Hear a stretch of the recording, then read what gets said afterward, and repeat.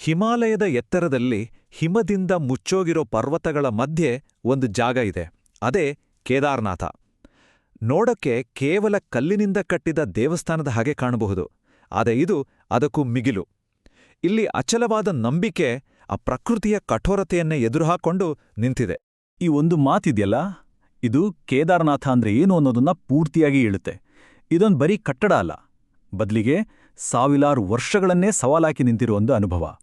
ಹಾಗಿದ್ರೆ ಬನ್ನಿ, ಈ ದೇವಸ್ಥಾನವನ್ನು ಕಟ್ಟಿದ್ದು ಹೇಗೆ, ಇದರ ಹಿಂದಿರೋ ಕಥೆಗಳೇನು, ಮತ್ತೆ ಇವತ್ತಿಗೂ ಅದು ಅಷ್ಟು ದೃಢವಾಗಿ ನಿಂತಿರೋದು ಹೇಗೆ, ಎಲ್ಲವನ್ನ ಒಂದೊಂದಾಗಿ ನೋಡೋಣ. ಕೇದಾರನಾಥ ಅಂದ್ರೆ ಏನು ಅಂತ ಪೂರ್ತಿಯಾಗಿ ಅರ್ಥ ಆಗ್ಬೇಕು ಅಂದ್ರೆ ಮೊದಲು ನಾವು ಅದರ ಇತಿಹಾಸದ ಪುಟಗಳನ್ನ ತಿರುವಿ ಹಾಕಬೇಕು.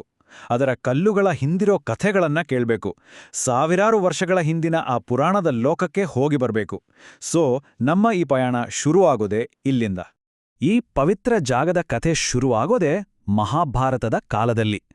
ಹೌದು, ಪಾಂಡವರು ಮಹಾಯುದ್ಧ ಮುಗಿದ ಮೇಲೆ ತಮ್ಮ ಪಾಪಗಳನ್ನ ತೊಳೆದುಕೊಳ್ಳಕ್ಕೆ ಶಿವನನ್ನ ಹುಡುಕೊಂಡು ಬರ್ತಾರೆ. ಇದೇ ಜಾಗದಲ್ಲಿ, ಇದೇ ಪರ್ವತಗಳ ನಡುವೆ ಅವರು ಶಿವನಿಗಾಗಿ ತಪಸ್ಸು ಮಾಡ್ತಾರೆ. ಅವರ ಆ ತಪಸ್ಸೆ ಈ ಸ್ಥಳಕ್ಕೆ ಆಧ್ಯಾತ್ಮಿಕ ಅಡಿಪಾಯವನ್ನ ಹಾಕಿದು ಅಂತ ಹೇಳಲಾಗುತ್ತೆ. ಇಲ್ಲಿ ನಾವು ನೋಡ್ತಾ ಇರೋದು ಬರೀ ವರ್ಷಗಳ ಪಟ್ಟಿಯಲ್ಲ, ಇದೊಂಥರ ಪುರಾಣದಿಂದ ಇತಿಹಾಸಕ್ಕೆ ಜಿಗಿದ ಹಾಗೆ. ನೋಡಿ, ಪ್ರಾಚೀನ ಪುರಾಣಗಳಲ್ಲಿ ಇದರ ಬಗ್ಗೆ ಉಲ್ಲೇಖ ಇದೆ. ಆಮೇಲೆ ಕ್ರಿಸ್ತ ಶಕ 8ನೇ ಶತಮಾನದಲ್ಲಿ ಆದಿಶಂಕರಾಚಾರ್ಯರು ಬಂದು ಈ ದೇವಾಲಯವನ್ನ ಮತ್ತೆ ಕಟ್ಟಿದ್ರು ಅಂತ ಇತಿಹಾಸ ಹೇಳುತ್ತೆ. ಅಂದ್ರೆ ಸಾವಿರಾರು ವರ್ಷಗಳಿಂದ ಕೇದಾರನಾಥದ ಮಹತ್ವ ಸ್ವಲ್ಪನೂ ಕಮ್ಮಿಯಾಗಿಲ್ಲ ಅನ್ನೋದು ಇದರಿಂದ ಸ್ಪಷ್ಟವಾಗುತ್ತೆ. ಕೇದಾರನಾಥಕ್ಕೆ ಇಷ್ಟೊಂದು ಆಧ್ಯಾತ್ಮಿಕ ಶಕ್ತಿ ಎಲ್ಲಿಂದ ಬಂತು? ಉತ್ತರ ಇರೋದು ಅದರ ಜ್ಯೋತಿರ್ಲಿಂಗ ಸ್ಥಾನದಲ್ಲಿ. ಅಂದ್ರೆ ಇದು ಬೇರೆಲ್ಲ ದೇವಸ್ಥಾನಗಳ ಹಾಗಲ್ಲ. ಪ್ರಪಂಚದಲ್ಲಿರೋ ಕೇವಲ 12 ಪವಿತ್ರ ಜ್ಯೋತಿರ್ಲಿಂಗಗಳಲ್ಲಿ ಇದು ಕೂಡ ಒಂದು. ಅಂದ್ರೆ ಶಿವನ ಶಕ್ತಿಯೇ ಇಲ್ಲಿ ಬೆಳಕಿನ ರೂಪದಲ್ಲಿ ನೆಲೆಸಿದೆ ಅಂತ ನಂಬಿಕೆ. ಇದೇ ಕಾರಣಕ್ಕೆ ಕೇದಾರನಾಥ ಕೇವಲ ಒಂದು ತೀರ್ಥಕ್ಷೇತ್ರವಾಗಿ ಉಳಿದಿಲ್ಲ, ಬದಲಿಗೆ ಒಂದು ದೊಡ್ಡ ಆಧ್ಯಾತ್ಮಿಕ ಕೇಂದ್ರವಾಗಿ ಬದಲಾಗಿದೆ. ಸರಿ, ಪುರಾಣದ ಕಥೆಗಳನ್ನ ಬಿಟ್ಟು ಈಗ ವಾಸ್ತವಕ್ಕೆ ಬರೋಣ. ಈ ಪವಿತ್ರ ಜಾಗ ಪ್ರಪಂಚದಲ್ಲೇ ಅತ್ಯಂತ ಕಠಿಣವಾದ ವಾತಾವರಣ ಇರೋ ಕಡೆ ಇದೆ. ಹಾಗಿದ್ರೆ ಅಂಥ ಜಾಗದಲ್ಲಿ ಇದು ಇವತ್ತಿಲೂ ಅಷ್ಟು ಗಟ್ಟಿಯಾಗಿ ನಿಂತಿರೋದು ಹೇಗೆ? ಇಲ್ಲಿ ನಿಜಕ್ಕೂ ನಂಬಿಕೆ ಪ್ರಕೃತಿಯ ಶಕ್ತಿಯನ್ನೇ ಎದುರಾಕೊಂಡಿದೆ ಅಂತ ಹೇಳ್ಬೋದು. ಮೊದಲಿಗೆ ಈ ಜಾಗ ಎಷ್ಟು ಎತ್ತರದಲ್ಲಿದೆ ಅಂತ ಒಮ್ಮೆ ಯೋಚನೆ ಮಾಡಿ. ಸಮುದ್ರ ಮಟ್ಟದಿಂದ ಸುಮಾರು 3500 ಮೀಟರ್, ಅಂದ್ರೆ 11,000 ಅಡಿಗಿಂತಲೂ ಹೆಚ್ಚು ಎತ್ತರ. ಒಂದು ಕಡೆ ದೈತ್ಯ ಕೇದಾರನಾಥ್ ಪರ್ವತಗಳು, ಇನ್ನೊಂದು ಕಡೆ ಚೋರಾಬರಿ ಹಿಮನದಿ. ಇದರ ಮಧ್ಯೆ ಈ ದೇವಸ್ಥಾನ ಇದೆ. ನಿಜ ಹೇಳಬೇಕು ಅಂದ್ರೆ ಇದು ಭೂಮಿ ಮೇಲೆ ಸ್ವರ್ಗಕ್ಕೆ ಅತೀ ಹತ್ತಿರ ಇರೋ ಜಾಗಗಳಲ್ಲಿ ಒಂದು. ಇಲ್ಲಿರೋ ಒಂದು ಅದ್ಭುತ ಕಾಂಟ್ರಾಸ್ಟ್ ನೋಡಿ. ಒಂದ್ ಕಡೆ ಚಳಿಗಾಲ ಬಂತು ಅಂದ್ರೆ ಪೂರ್ತಿ ಹಿಮದ ಕೆಳಗೆ ಮುಚ್ಚಿ ಹೋಗುತ್ತೆ. ಮಳೆಗಾಲದಲ್ಲಿ ಭೂಕುಸಿತದ ಭಯ, ಯಾವಾಗ ಬೇಕಾದ್ರೂ ಹಿಮಪಾತ ಆಗ್ಬೋದು. ಇಂಥ ಒಂದು ಕಠಿಣ ವಾತಾವರಣ. ಆದ್ರೆ ಇನ್ನೊಂದ್ ಕಡೆ ಇದನ್ನೆಲ್ಲ ಎದುರಿಸೋಕೆ ಅಂತಾನೆ ಕಟ್ಟಿದಾಗೆ ಕಾಣೋ ಒಂದು ಪ್ರಾಚೀನ ಎಂಜಿನಿಯರಿಂಗ್ ಅದ್ಭುತ. ಇದನ್ನು ಕಟ್ಟಿರೋ ರೀತಿಯಲ್ಲೇ ಇದರ ಅಸ್ತಿತ್ವದ ರಹಸ್ಯ ಅಡಗಿದೆ. ಓಕೆ, ಈ ದೇವಸ್ಥಾನದ ಇತಿಹಾಸ, ಅವಿರೋ ಜಾಗದ ಬಗ್ಗೆ ಎಲ್ಲ ತಿಳ್ಕೊಂಡ್ವಿ. ಈಗ ಇವತ್ತಿನ ದಿನಕ್ಕೆ ಬರೋಣ. ಈಗಿನ ಕಾಲದಲ್ಲಿ ಕೇದಾರನಾಥಕ್ಕೆ ಹೋಗೋ ಯಾತ್ರಿಕರ ಅನುಭವ ಹೇಗಿರುತ್ತೆ? ಅಲ್ಲಿಗೆ ಹೋಗೋದು ಅಂದ್ರೆ ಸುಮ್ಮನೆ ಒಂದು ಟ್ರಿಪ್ ಹೋದಾಗಲ್ಲ, ಅದೊಂದು ನಿಜವಾದ ಆಧ್ಯಾತ್ಮಿಕ ಪಯಣ. ಕೇದಾರನಾಥ ಯಾತ್ರೆ ಅಂದ್ರೆ ಅಷ್ಟು ಸುಲಭದ ಮಾತಲ್ಲ.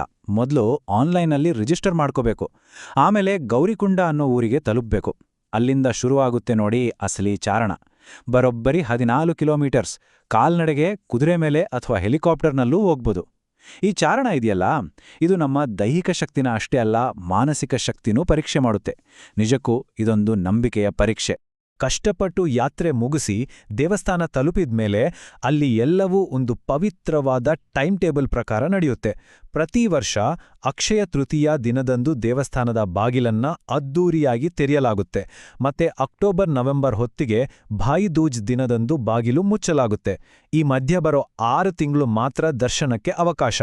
ಈ 6 ತಿಂಗಳು ಕೂಡ ಪೂರ್ತಿ ಆಧ್ಯಾತ್ಮಿಕ ವಾತಾವರಣದಿಂದ ತುಂಬಿರುತ್ತೆ. ದೇವಸ್ಥಾನ ತಲುಪಿದ್ಮೇಲೆ ಬರೀ ದರ್ಶನ ಮಾಡಿ ವಾಪಸ್ ಬರೋ ಹಾಗಿಲ್ಲ. ಅಲ್ಲೇ ಸುತ್ತಮುತ್ತ ನೋಡಕ್ಕೆ ಇನ್ನೂ ಕೆಲವು ಪ್ರಮುಖ ಜಾಗಗಳಿವೆ. ಗರ್ಭಗುಡಿಯೊಳಗಿರೋ ಆ ವಿಶೇಷವಾದ ಶಂಖಾಕೃತಿಯ ಶಿವಲಿಂಗ, ಆಮೇಲೆ ಆದಿಶಂಕರಾಚಾರ್ಯರ ಸಮಾಧಿ, ಮತ್ತೆ ಈಗಂತೂ ತುಂಬಾನೇ ಫೇಮಸ್ ಆಗಿರೋ ಆ ಭೀಮಶಿಲೆ. ಹೀಗೆ ಪ್ರತಿಯೊಂದು ಜಾಗಕ್ಕೂ ತನ್ನದೇ ಆದ ಕಥೆ ಇದೆ, ತನ್ನದೇ ಆದ ಒಂದು ಆಧ್ಯಾತ್ಮಿಕ ಅನುಭವ ಇದೆ. ಸರಿ, ಇಲ್ಲಿಯವರೆಗೆ ನಾವು ಕೇದಾರನಾಥದ ಪುರಾಣ, ಅದರ ನಿರ್ಮಾಣದ ರೀತಿ, ಯಾತ್ರೆಯ ಅನುಭವ, ಹೀಗೆ ಎಲ್ಲವನ್ನೂ ನೋಡಿದ್ವಿ. ಈಗ ಎಲ್ಲವನ್ನೂ ಒಟ್ಟಿಗೆ ಸೇರಿಸಿ ನೋಡೋಣ. ಈ ದೇವಸ್ಥಾನ ಕೇವಲ ಪ್ರಕೃತಿಯ ಹೊಡೆತಗಳನ್ನು ಸಹಿಸಿಕೊಂಡು ನಿಂತಿಲ್ಲ, ಬದಲಿಗೆ ಅದೇ ಹೊಡೆತಗಳಿಂದ ತನ್ನ ಆಧ್ಯಾತ್ಮಿಕ ಶಕ್ತಿಯನ್ನ ಇನ್ನಷ್ಟು ಹೆಚ್ಚಿಸಿಕೊಂಡಿದೆ. ಇದು ಅಚಲವಾದ ನಂಬಿಕೆಗೆ ಸಿಕ್ಕಿರೋ ಜಯ ಅಂದ್ರೆ ತಪ್ಪಾಗಲ್ಲ. ಈಗ ನಾವು ಮಾತಾಡೋಕ್ ಹೊರಟಿಯೋದು ಒಂದು ಘಟನೆಯ ಬಗ್ಗೆ. ಈ ಘಟನೆ ಕೇದಾರನಾಥದ ಮೇಲಿನ ನಂಬಿಕೆಯನ್ನ ಇವತ್ತಿನ ಜಗತ್ತಿನಲ್ಲಿ ಇನ್ನಷ್ಟು ಗಟ್ಟಿ ಮಾಡಿತು. ಅದೇ 2013ರಲ್ಲಿ ನಡೆದ ಆ ಮಹಾಪ್ರವಾಹ. ಆ ಪ್ರವಾಹದಲ್ಲಿ ದೇವಸ್ಥಾನದ ಸುತ್ತಮುತ್ತ ಇದ್ದಿದ್ದೆಲ್ಲ ಕೊಚ್ಕೊಂಡು ಹೋಯ್ತು. ಆದ್ರೆ ದೇವಸ್ಥಾನ ಮಾತ್ರ ಹಾಗೇ ನಿಂತಿತ್ತು. ಇದು ಹೇಗೆ ಸಾಧ್ಯವಾಯಿತು? ಆ ಮಹಾವಿನಾಶದ ಮಧ್ಯೆ ಒಂದು ಪವಾಡವೇ ನಡೆದೋಯ್ತು. ಎಲ್ಲಿಂದಲೋ ಒಂದು ದೊಡ್ಡ ಬಂಡೆ ಜಾರ್ಕೊಂಡ್ ಬಂದು ಕರೆಕ್ಟಾಗಿ ದೇವಸ್ಥಾನದ ಹಿಂಭಾಗದಲ್ಲಿ ನಿಂತುಬಿಡ್ತು. ಅದು ಒಂದು ಗುರಾಣಿಯ ಹಾಗೆ ಕೆಲಸ ಮಾಡಿ ರಭಸದಿಂದ ಬರ್ತಾ ಇದ್ದ ಪ್ರವಾಹದ ನೀರನ್ನ 2 ಭಾಗಗಳಾಗಿ ಸೀಳಿಬಿಡ್ತು. ಇದರಿಂದ ದೇವಸ್ಥಾನಕ್ಕೆ ಏನೂ ಆಗ್ಲಿಲ್ಲ. ಇದನ್ನ ನೋಡಿದ ಎಷ್ಟೋ ಜನ ಇದು ದೇವರೇ ಮಾಡಿದ ಪವಾಡ ಅಂತ ನಂಬ್ತಾರೆ. ಆ ಬಂಡೆಯನ್ನ ಇವತ್ತು ಭೀಮಶಿಲಾ ಅಂತ ಕರೀತಾರೆ. ಅದಕ್ಕೆ ಪೂಜೆ ಕೂಡ ಮಾಡ್ತಾರೆ. ಅದು ಈಗ ಕೇವಲ ಒಂದು ಕಲ್ಲಾಗಿ ಉಳಿದಿಲ್ಲ, ಅದು ಕೇದಾರನಾಥದ ಆತ್ಮಶಕ್ತಿಯ ಸಂಕೇತವಾಗಿ ನಿಂತಿದೆ. ನೋಡಿ, ಇಲ್ಲಿ ಪ್ರಕೃತಿ ಮತ್ತು ನಂಬಿಕೆ ಎರಡೂ ಒಂದಾಗಿದೆ. ಒಂದು ನೈಸರ್ಗಿಕ ಘಟನೆ ದೈವಿಕ ರಕ್ಷಣೆಯ ಒಂದು ಶಕ್ತಿಶಾಲಿ ಕಥೆಯಾಗಿ ಬದಲಾಗಿದೆ. ಆ ಬಂಡೆ ಇವತ್ತು ದೇವರ ಸ್ವರೂಪವೇ ಆಗಿದೆ. ಕೊನೆಯದಾಗಿ ಕೇದಾರನಾಥದ ಈ ಇಡೀ ಕಥೆ ನಮ್ಮ ಮುಂದೆ ಒಂದು ಪ್ರಶ್ನೆಯನ್ನ ಇಡುತ್ತೆ. ಒಂದು ಜಾಗವನ್ನ ಶಾಶ್ವತವಾಗಿ ಉಳಿಸೋದು ಯಾವುದು? ಅದನ್ನ ಕಟ್ಟಿರೋ ಕಲ್ಲುಗಳ, ಅದರ ಹಿಂದಿರೋ ಕಥೆಗಳ, ಅಥವಾ ಅಲ್ಲಿರೋ ಚೈತನ್ಯವ? ಕೇದಾರನಾಥದ ವಿಚಾರಕ್ಕೆ ಬಂದ್ರೆ ಉತ್ತರ ಬಹುಶಃ ಈ ಮೂರೂ ಹೌದು. ಗಟ್ಟಿಯಾದ ನಿರ್ಮಾಣ, ಸಾವಿರಾರು ವರ್ಷಗಳ ಕಥೆಗಳು ಮತ್ತು ಅಚಲವಾದ ನಂಬಿಕೆ, ಈ ಮೂರೂ ಸೇರಿ ಕೇದಾರನಾಥವನ್ನ ರೂಪಿಸಿವೆ. ಇದು ಕೇವಲ ಒಂದು ದೇವಸ್ಥಾನವಲ್ಲ, ಇದು ಎಂಥ ಕಷ್ಟ ಬಂದ್ರೂ ಅಲುಗಾಡದ ಮಾನವ ನಂಬಿಕೆಯ ಒಂದು ಜೀವಂತ ಸಂಕೇತ.